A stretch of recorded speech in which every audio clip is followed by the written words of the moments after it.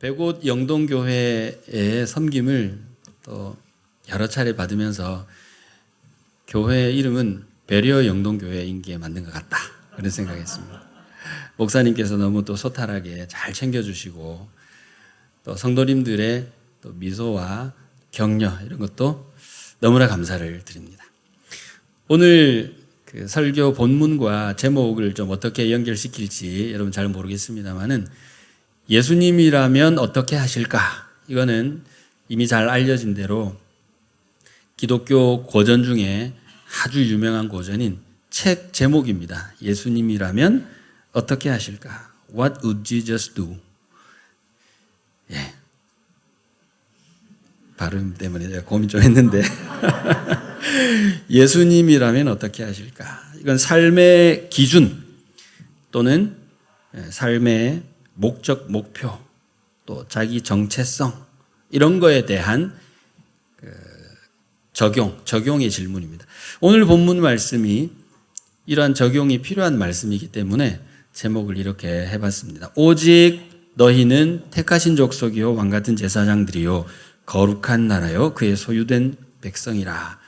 우리는 누구인가? 이 땅에서 살아가는 우리는 누구인가에 대해서 대답을 잘할 수 있다면 우리는 어떻게 살 것인가에 대한 답도 좀 더 심플하게 선명하게 내릴 수가 있습니다.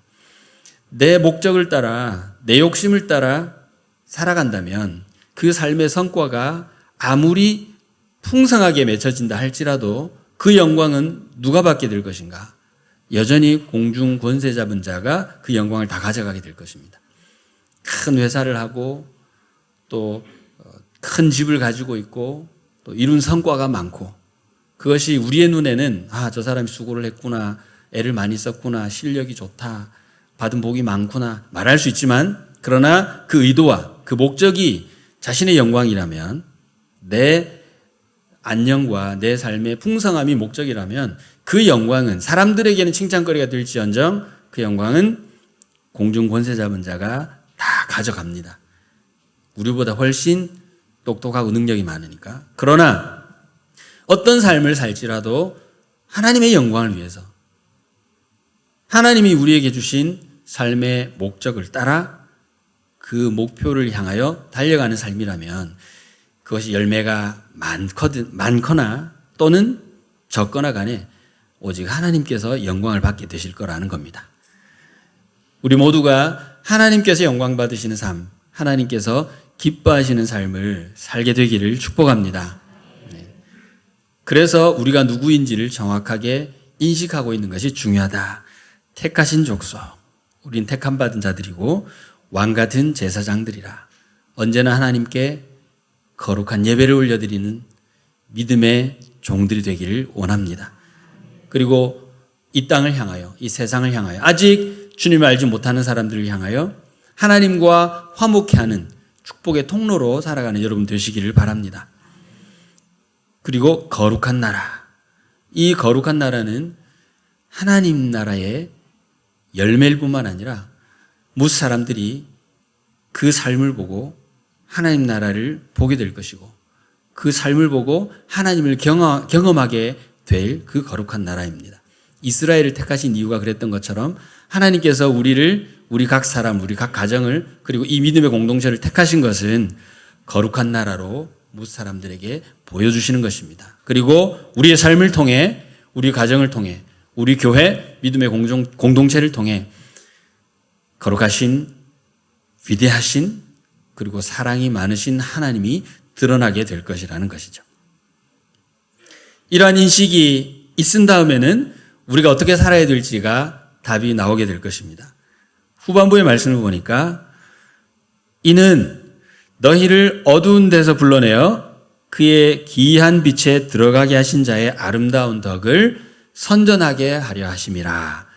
우리의 삶의 목적은 하나님의 아름다운 덕을 선전하는 것입니다. 근데 이 하나님은 어떤 하나님이냐? 어두운 데서 우리를 불러내어서 하나님의 그 기이한 빛에 들어가게 하신 하나님. 다른 말로 하면 구원의 하나님이시죠. 우리를 구원하신 하나님. 그러면 다시 한번 우리의 삶을 돌아보면 우리의 삶에서 드러나는 것이 무엇일까?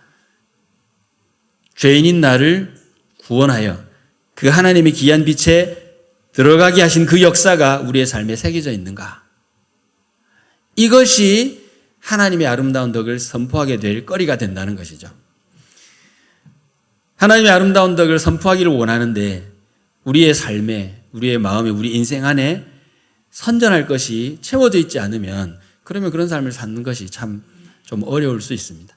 누구를 만났을 때 주 예수 그리스도의 생명의 복음을 증거하고 싶은데 우리의 입술에서 그 복음이 정리되어 있지 않다면 그러면 하나님의 아름다운 덕을 어찌 선포하겠습니까? 선전하겠습니까? 이웃에게 하나님의 사랑을 증거하고 싶은데 지금껏 쌓아온 우리의 삶에 하나님의 사랑과 희생과 섬김이 쌓여있지 않다면 우리가 그런 삶을 살아오지 못했었다면 그러면 그 이웃에게 하나님의 사랑, 하나님의 아름다운 덕을 선전하는 것은 매우 어려운 일입니다. 그래서 전도가 어려운 것일지도 모르겠습니다. 믿음에 합당한 삶의 열매를 계속 반복해서 살아가는 그러한 믿음의 삶이, 그런 인생이 하나님의 아름다운 덕, 특별히 우리를 어두운 데서 불러내어서 그 기이한 빛에 들어가게 하신 구원의 역사를 우리의 삶에서 이루신 그 하나님의 아름다운 덕을 선전하게 될 거라는 것입니다. 여러분, 그런 삶을 살아가는 복된 인생들 되시기를 축원합니다. 저희도 선교지에 나가 살아가면서 소망하는 것이 한 가지 있다면 우리를 드러내지 않고 많은 일을 이루어서 이름난 선교사가 되고자 하는 마음이 하나도 없는 것은 아닙니다. 솔직하게 좀 괜찮은 일도 하고 싶고 그래서 태국 하면 김지영, 치앙마이 하면 김지영 그런 영광을 누리게 되면 얼마나 좋을까 하는 생각도 해봅니다만은 그러나 항상 그 생각을 이기고 하나님의 아름다운 덕, 죄인인 나를 구원하신 하나님의 놀라운 구원의 역사가 내 모든 말과 언행 심사에서 내 삶에서 내 사역에서 드러나서 살아계신 하나님, 능력 많으신 하나님, 우리를 사랑하시고 구원하시는 그 구원의 하나님, 아름다운 덕을 선전하는 가정, 그런 삶이 되고 싶다. 이것이 우리의 간절한 소망이고 바람입니다. 저는 찬양 사역을 했었습니다. 한국에서 기다리는 사람들이라는 찬양 사역을 했는데 찬양 사역을 하던 차에 동남아시아 순회 공연은 아니고 찬양하는 사람들끼리 함께 모여서 단기 선교를 쭉 다녔는데 여러 차례 다니다 보니까 만나고 교제하게 되는 선교사님들이 생겼습니다. 태국의 한 선교사님께서 콜 해주셔가지고 그래서 선교에 대해서 사실은 뭔지 잘 모르고 선교지로 나갔습니다. 이미 또 찬양 사역을 하고 있고 하니까 복음 전하는 삶이 이렇게 살아가는 건데 한국이 아니고 다른 지역에서 또 그런 삶을 살아가면 된다 하는 마음으로 또 기도하고 갔습니다. 그렇게 2004년에 태국 방콕으로 가서 사역을 하고 선교에 대해서 이리저리 또 경험하고 배우게 되고 그러면서 저희 딸 2, 3살, 6살 이렇게 데리고 갔다가 태국에서 아들 2을 또 낳게 됐어요. 그래서 전도를 잘 못하니까 애들 많이 낳아가지고 일단 기본 숫자는 채워야 된다. 하나님 은혜로 자녀가 둘 더 생겨가지고 그렇게 사역을 잘 하고 또 어려운 순간들도 지났지만 또 하나님 은혜로 잘 견뎌내고 그리고 한국으로 또 돌아오게 됐습니다. 돌아와서 또 신학 공부도 하고 교회 사역도 하고 훈련하고 배우고 하면 좀 더 준비가 되어서 나가게 되었는데 다시 나간 곳이 태국 치앙마이입니다. 태국 치앙마이로 하나님 은혜로 잘 준비되어서 나갔습니다. 마침 코로나가 와가지고 사이사이에 한국 방문할 일이 좀 있었는데도 불구하고 또 이동이 잘 안 됐어요. 그러다가 만 4년 잘 지내고 사역하다가 이제 5년째 상황이 좀 풀려서 방문을 하게 됐습니다. 방문을 하고 처음 사역을 나눈 곳이 백옷 영동교회입니다.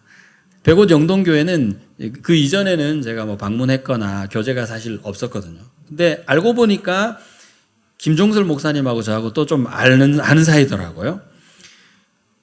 제가 찬양 사역할 때 목사님께서 사역하시던 교회에 제가 찬양 사역 때문에 그 교회를 방문해서 집회를 한 적이 있어요. 그래서 그때 한번 뵙었고, 그리고 저희가 방콕에서 사역하고 있을 때 목사님께서 또 서울 용동교에서 사역하시면서 학생들, 청소년들 데리고 선교지로 방문을 여러 차례 하시고, 그래서 저희들 안에서는 레전드 목사님으로 기억이 되는 분이 김종설 목사님. 학생들을 많이 데리고 와서 얼마나 훈련을 잘 시키시는지, 이 아이들이 정말 선교지에서 놀라운 일들을 해놓고 갔었거든요. 그리고 그 일이, 그 스토리가 전설이 되어가지고 저희들끼리 자주 이야기하고 또 김종설 목사님 얘기 많이 하고 그랬습니다. 그런데 참 감사하게도 지금은 저희가 사역지를 옮겨서 치앙마이에서 사역하고 있는데, 또 백옷 용동교회와 이렇게 연결이 되고 목사님께서 기억하시고 또 불러주셔서 함께 나누게 되었는데 너무나 감사합니다. 이제 지금 제가 나누고 싶은 얘기가 좀 있는데, 우리 가정에도 또 선교지에도 참 복이 되고 감격이 되고 너무나 은혜가 되는 스토리가 또 생겼어요. 우리 성도님들과 함께 나누고 싶습니다. 사진을 한번 보겠습니다. 저희 가족이고요. 그 다음, 네, 저는 태국에서 태국인 교회 사역을 하고 있습니다. 현재 태국은 선교 역사가 한국하고 거의 비슷해요. 그리고 오래전부터 선교사님들이 와서 사역을 했었는데, 한국은 하나님 은혜로 교회가 성장을 했었고요. 태국은 선교의 열매가 이렇게 잘 맺혀지지 않는 나라다 보니까 현재 0.5% 기독교율이, 복음화율이 0.5%, 일본보다 못하죠. 그래서 여전히 선교사가 필요하고 사역이 필요한 곳입니다. 그래서 지금 태국에서는 선교사들이 와서 교회가 없는 지역에 가서 교회를 개척하고 교회도 짓고 하는 일이 또 필요한 나라이기도 하고, 동시에 태국 선교 역사도 길다 보니까 교회가 새롭게 생기는 숫자보다 지금 생겼던 교회가 텅텅 비어가는 숫자가 좀 더 많은 시점이 됐어요. 왜냐하면 그 중간에 교회가 건강하게 잘 성장해서 자립할 수 있도록 상황이 진행이 돼야 되는데, 여기에 좀 애를 많이 쓰다 보니까 계속 이 일만 열심히 하게 되고, 이 교회를 돌보고 건강하게 유지하는, 이게 선교사가 해줄 수 있는 일이 여기에 있는데 그 부분이 좀 약했었다는 거죠. 그래서 저는 하나님께서 태국인 사역을 하도록 부르셔서 그 중에서도 특히 주종적인 타이족 사역을 하게 되는데, 교회를 개척해야 될 상황에 하나님 인도하시면 개척할 준비가, 마음의 준비가 되어 있습니다만은, 그러나 이미 서 있는 교회가 더 건강하게 계속 성장하고 세워져서 태국을 책임질 수 있는, 복음으로 책임질 수 있는 현지인 교회가 되도록 돕는 일에 좀 더 관심이 많이 가고, 하나님께서 그 마음을 주셨다 이렇게 믿고, 그래서 현지인 교회에 협력하는 사역을 좀 시작을 했습니다. 지금 저기는 반프라쿤이라는 전도처입니다. 그래서 주변의 선교사님들과 함께 동력해서 전도하여 계속 교회를 이제 형성해 가고 있는 지역인데요. 보실까요? 다음에 이렇게 마을에서 전도도 해야 되고, 그 다음 그리고 설교도 해야 되고요. 물론 현지인들이니까 태국어로 설교를 하게 될 것이고, 그 다음, 네, 그렇게 해서 교회가 선교사님들과 동력하는 가운데 계속 교회로 형성되어 가고 있는, 그래서 그 교회에서 찬양팀도 만들고 훈련도 하는 반프라쿤이라고 하는 전도처가 있고, 그 다음 한 곳은 프라쿤 차우파라는 교회입니다. 이 교회는 이미 자립하는 교회로서 성도가 한 80명쯤 됩니다. 그리고 이 교회의 메인 주된 그룹은 주종적인 타이족이 되고요. 그 교회에서 설교도 하고 말씀도 나누고 찬양도 하고 소그룹도 하고, 그리고 주중에는 청소년들과 함께 말씀 공부도 하고, 그 다음 사진에 있습니다. 네, 그렇게 해서 사역을 하고 있습니다. 그 다음 볼까요? 그리고 찬양 전도 사역도 합니다. 제가 찬양 사역을 했었으니까 또 거기에 조회가 있고 은사가 있는 선교사님들과 함께 또 동력해서, 태국은 복음 전하는 것이 다 허용이 되어 있거든요. 전혀 이렇게 금지하는 것이 없습니다. 불교를 공격하거나 나라 정부에 반대하는 일만 아니면 어디서든지 전도하고 다 할 수 있는 곳입니다. 그 다음 볼까요? 그리고 제가 또 특별히 생각하는 부분은 찬양 사역이지만 그 교회가 계속 건강한 교회로 성장하고 하나님 앞에 힘껏 예배하는 교회로 세워지기 위해서는 그 교회 찬양팀이 중요하잖아요. 오늘도 찬양팀이 열심히 찬양하시고 예배하는데 너무나 또 도움이 되고 은혜가 참 많이 됐는데, 특히 태국은 현재 교회가 좀 약하다 보니까 찬양팀이 좀 연약해지면 그 교회의 영성도 쭉 떨어지게 되고, 찬양팀이 좀 애를 쓰면 교회가 또 함께 힘을 얻기도 하고, 좀 그런 찬양팀에 따라 좀 부침이 심한 그런 상황입니다. 그리고 찬양팀이 좀 훈련이 덜 되어 있는 친구들이 많아요. 전도하다 보면 그 역할을 하나씩 맡겨서 교회에 정착을 시키다 보니까 그렇게 해서 찬양팀이 많이 되고, 그럼 훈련이 되지 않은 상태에서 기분이 좋아서 열심히 잘할 수 있을 때는 또 하면 좋지만, 개인적인 시험이 오거나 여러 가지 문제가 생기면 또 교회에서 금방 빠져나가니까 교회가 또 어려워지고, 그래서 이 찬양팀을, 교회 예배팀을 훈련하고 양육하는 일이 좀 중요하다 여겨져서, 그 다음 사진 보겠습니다. 그렇게 해서 연습도 시키고 또 말씀 훈련도 하고 함께 기도도 하고, 그 다음 사진. 그렇게 해서 섬기는 사역, 이게 저희 찬양 사역이 되고, 또 하나는 태국이 이제는 고령화 사회로 접어들었습니다. 그래서 어르신들이 되게 많이 생겼어요. 그래서 태국 정부는 그 일에 대해서 이제 신경을 쓰고 노인학교라든지 각 지역마다 움직이고 있는데, 선교 사역에서는 특정한 선교 대상으로 특정되지를 못했어요, 아직까지. 그래서 어르신들에 대하여 사역하는 분들이 잘 없습니다. 근데 마침 감사하게도 제가 동력하는 그 교회에 태국인 목회자께서 연세가 좀 많으신데 이제 은퇴할 때가 다 되셨어요. 이분이 이 부분을 보고 앞으로 자신의 남은 사역은 어르신들의 마지막 추수 사역을 하고 싶다, 그렇게 해가지고 함께 의논을 하고 또 기도하고 한 1년간 기도하면서 의논을 준비해 오고 있습니다. 그래서 이 사역을 잘 해야, 이제 불교 나라이기 때문에 불교 가치관으로 마음을 잘 안 여는 부분도 있지만, 그러나 오히려 아주 그 어린이 청소년들과 이렇게 이제 인생의 황혼에 접어든 마지막 삶을 살고 있는 이 부분들은 오히려 마음이 열려버린 거예요. 청소년들은 부모님의 말을 잘 안 듣기 때문에 부모의 신앙도 안 받아가요. 그러니까 부모들은 불교인으로서 마음이 좀 완고하게 닫혀 있지만, 그 자녀들은 부모님 신앙 상관없이 그 인터넷 신앙, 핸드폰 신앙으로 살기 때문에 복음을 전해도 우리나라 친구들에게 복음 전하는 것처럼 전할 수 있는 곳이라는 거죠. 그리고 마지막 인생의 황혼기를 보내시는 분들은 불교가 사실은 종교가 아니거든요. 이게 철학이거든요. 어떻게 살 것인가를 얘기하는데, 이제 어떻게 떠날 것인가에 관심이 들어왔는데 불교가 자신에게 크게 대단한 답을 주지 못했다는 거죠. 그걸 어른이 되어서야, 젊을 때는 그 생각을 가지고 완고하게 거부하지만 어른이 되어서 이제 마지막 시점을 보니까 아, 그렇구나 하고 마음이 딱 풀어진 거예요. 이분들에게는 전도하면 효과가 있습니다. 그래서 태국에서는 이제 마지막 추수하는 이 사역도 굉장히 중요한 때가 되었고, 하나님께서 기회 주시면 이 사역을 잘 진행하고 시작해서 좋은 모델이 나오면 또 많은 분들이 이 사역에 더 헌신할 수 있게 되면 좋겠다 하는 마음으로 사역을 하고 있습니다. 그 다음 볼까요? 예, 그 다음 보겠습니다. 근데 태국인 교회 사역을 하는데 교회가 이제 건축을 하게 됐어요. 반 프라쿤이라고 하는 이 전도처는 원래 교회 건물이 없고 태국 성도 집에서 예배를 드리는 그런 형태입니다. 그런데 숫자가 조금 늘어나니까 그 여러 가지 변화도 있고 해서 예배 처소가 필요하다. 그래서 그 성도의 집 마당을 내놔가지고 거기에 자그마한 예배 공간을 만들자 해서 아주 작은 1개짜리 그 예배 처소를 짓게 되었는데, 그 함께 동역하는 선교사님께서 마침 한국을 방문해서 필요한 재정을 좀 모아와서 시작을 한 거예요. 근데 생각을 좀 간단하게 하다 보니까 재정이 모자라게 됐어요. 생각보다 손이 갈 일이 많은데 좀 간단하게 생각하니까 재정이 좀 모자랐던 거예요. 제가 그 상황을 다음 볼까요? 그 다음.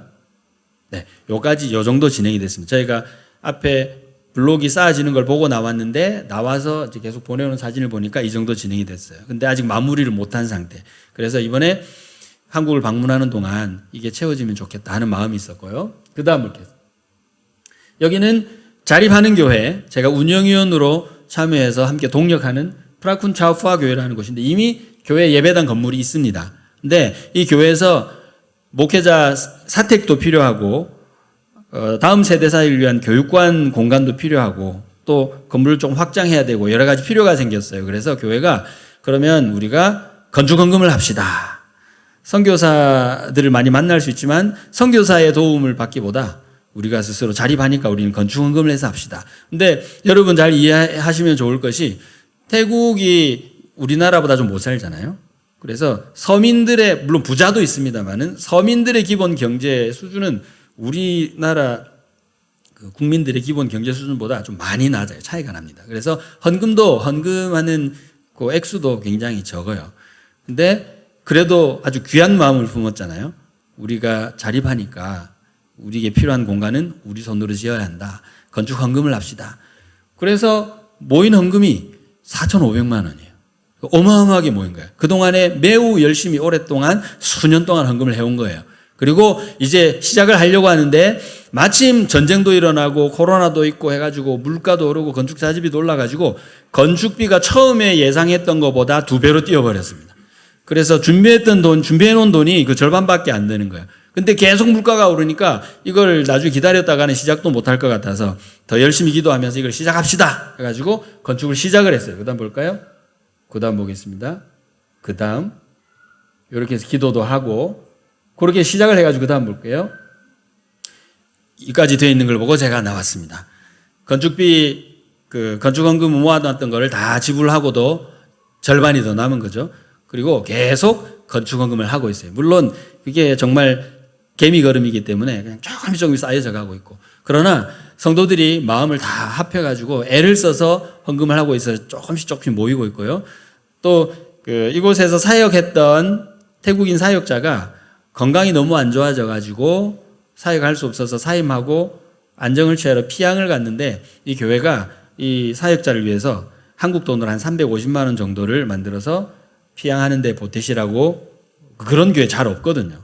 근데 이 교회가 그런 뭔가 자립심이 강한 것 같아요. 그래가지고 줬어요. 그리고 이분이 그것을 가지고 갔었는데 교회 건축이 진행되고 있고 이렇게 상황이 되어 있다는 걸 알고 그분이 자기가 받았던 돈을 다시 다 건축헌금으로 돌려보내준 거야. 그래가지고 지금 이제 앞이 잘 안 보이지만 애를 써서 하나씩 진행하는 그런 과정 중에 있는데 제가 딱 보고 이 정도면은 지금은 제가 나와 있는 동안에 건축이 많이 진행이 되어가지고 이만큼 이제 마무리 단계로 접어들고 있습니다만은 이거는 건축비가 절반만 지불이 되고 아직 지불되지 못한 상태에 있는 거였어요. 이것을 가지고 나와서 한국을 방문하고 교회를 방문하는 동안에 하나님께서 이 필요를 채워주시면 좋겠다는 마음으로 제일 먼저 백옷 영동교회에서 예배를 드리고 그리고 교회를 쭉 돌아다니면서 기회 주시는 대로 나눴습니다. 근데 시간이 계속 가는데 관심을 보이는 교회나 관심 있는 분들이 한 명이라도 있었을까요? 없더라고요. 없고 아마 여러 가지 교회에서도 고민을 많이 하셨을 겁니다. 이게 처음 시작부터 들어가면 좀 들어오기가 쉬울 수도 있고요. 그리고 이 선교사가 직접 개척한 교회 같으면 그러면 이 선교사가 마음껏 좌지우지할 수 있으니까 그럼 일하기 더 쉽다라고 생각했을지도 모르겠습니다. 아무튼 시간이 지나도 없는 거예요. 저희가 마음이 이제 애가 타고 저쪽에는 소식이 자꾸 들어오고 이제 건축업자가 그 다음 돈을 달라고 한다 그러고 없으니까 경상비에서 좀 떼가지고 또 내놓고 이런 과정이 계속 지속되니까 저희가 마음이 좀 애가 타서 그럼 일단 우리 주머니에 있는 거라도 먼저 메꿔야겠다. 차비하라고 주시고 한 여러 가지 모아가지고 한 200만 원을 모아서 먼저 보냈어요. 저 큰 데는 이제 표가 안 나니까 못 보내고 그 앞에 반프라쿤이라고 하는 곳에 건축 마무리를 하시라고 보냈습니다. 보내고 저희가 코로나를 맞았어요. 저희 가족 6명이 다 코로나 걸려가지고 자가격리한다고 집에 묶여버렸어요. 그래서 그 주간에 주일날 군산으로 가서 선교 나누고 하기로 약속이 되어 있었는데 자가격리를 해야 되니까 그 교회를 못 가잖아요. 그래서 전화를 드려서 이만저만해서 저희가 교회 방문을 못하게 됐습니다. 죄송합니다 하고 저희는 집에서 우리끼리 가족끼리 가정예배를 드린 거예요. 그 다음날 주일이 지난 그 다음날 제가 이야기가 꼬였죠. 네네. 우리 다시 돌아가서 리와인드해서 200만 원을 선교지에 보내고 3일 뒤에 김종설 목사님께서 전화를 주셨습니다. 전화를 주셔가지고 백옷 영동교회에서 건축비에 남은 부분을 이제 후원하고 싶습니다. 근데 저는 운영위원이기 때문에 그 교회 운영위원들 같이 의논하면서 이제 교회 사역을 진행해 나가는데 제가 선교사라도 그 교회 사역자들과 성도들이 저에게 한국 가시면 이거 좀 마련해 주시면 좋겠습니다. 이런 말을 안 하는 거예요. 안 하고 계속 건축헌금으로 어떻게든지 일을 하면 하나님께 채워주시리라는 믿음으로 가는 거예요. 그러니까 제가 혼자 생각해서 스스로 건축이 이 정도 진행됐는데 모인 돈이 이 정도 다 나갔고 그 다음 또 진행해야 될 일이 있으니까 이만저만 하면 한 5천만 원 필요하겠다. 제가 혼자 내 속으로 내고를 한 거예요. 그리고 그걸 나눈 건데 김종설 목사님께서 전화 주셔가지고 교회에 이미 5천만 원이 들어와 있는데 그 돈을 선교지에 흘려보내고 싶습니다. 괜찮겠습니까? 제가 괜찮다고 해야 됩니까? 안 괜찮다고 해야 됩니까? 너무나 괜찮다고 그렇게 하고 그걸 끊고 또 선교지에 연락을 해가지고 이렇게 정말 좋은 교회가 헌신을 해주셨는데 이 돈이 건축비로 지금 내 손에는 없지만 약속이 돼 있으니까 아마 흘러갈 수 있을 것 같은데 건축비로 넣어도 되겠습니까? 제가 물어봤죠. 그랬더니 이분들이 된다고 했겠습니까? 안 된다고 했겠습니까? 잠깐 뜸을 들이더니 너무나 감사합니다. 왜 이제 이걸 물어봤냐면은 이분들은 자립하려고 하는 마음이 있기 때문에 그래서 애를 써서 헌금을 했잖아요. 너무 감사합니다. 그래가지고 목사님께도 참 너무 감사하고 제가 200만 원을 물론 이것도 다 교회들이 십시일반 한 돈이에요. 근데 제 주머니에 들어왔다고 이게 제 주머니에서 꺼낸 겁니다. 그래서 200만 원을 보냈더니 하나님께서 5천만 원을 주시는 거예요. 꼭 필요한 그 돈을. 그리고 코로나 맞아가지고 집에서 격리하는 동안에 가야 될 교회를 못 갔잖아요. 못 간다고 연락드리고 주일을 딱 지났는데 근데 그 교회 목사님이 전화가 왔습니다. 아이고 오셨으면은 식사도 대접하고 또 숙소도 좀 마련해드리고 이래저래 좀 섬기려고 준비를 좀 해놨는데 못 오셔가지고 너무나 아쉽다고 그래서 그 돈으로 제가 드리겠다 하고 160만 원을 보내주신 거예요. 그리고 그 목사님이 말씀 끝에 우리 가정이 또 선교사님 좀 섬기려고 생각해 놓은 거 있는데 못 오셨으니까 또 그냥 돈으로 보내드리겠습니다 하고 얼마를 보냈겠어요? 40만 원을 보낸 거야. 160 더하기 40은 얼마입니까?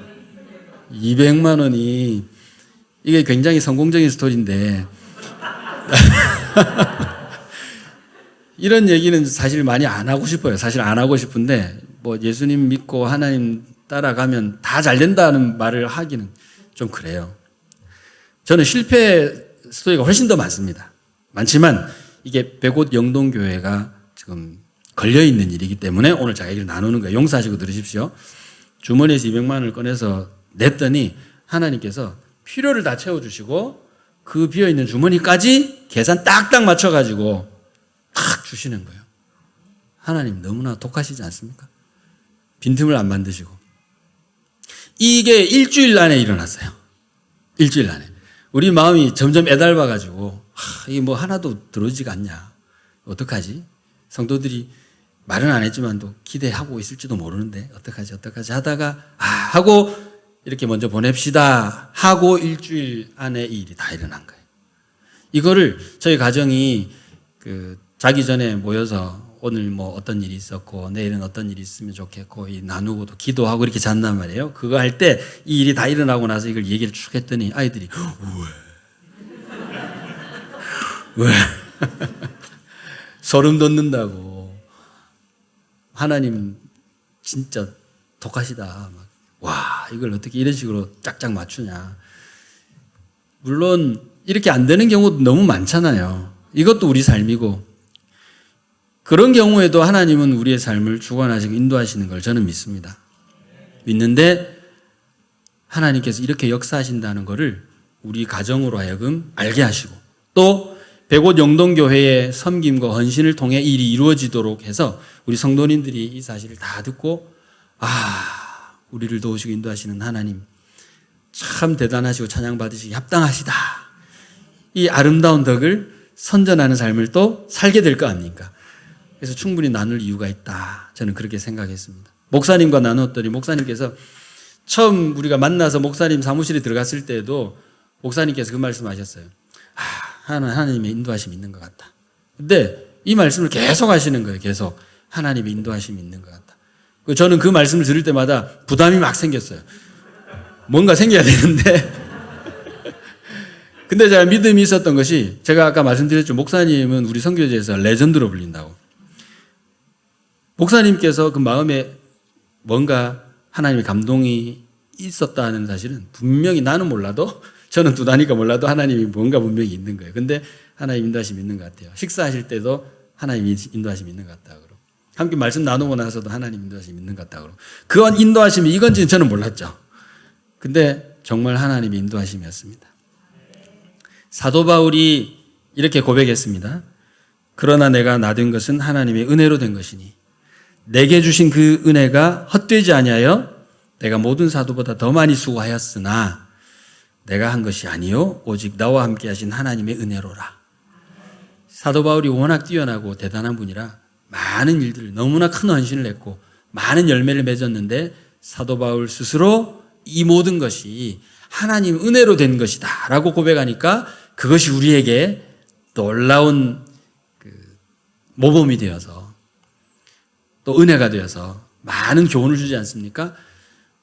하나님께서 백옷 영동교회와 또 저희 가정과 또 태국에 있는 프라쿤 차우퍼 교회와 이 아름다운 연합 안에서 합력하여 선을 이루시는 하나님의 놀라운 은혜의 역사를 우리에게 경험케 하신 것.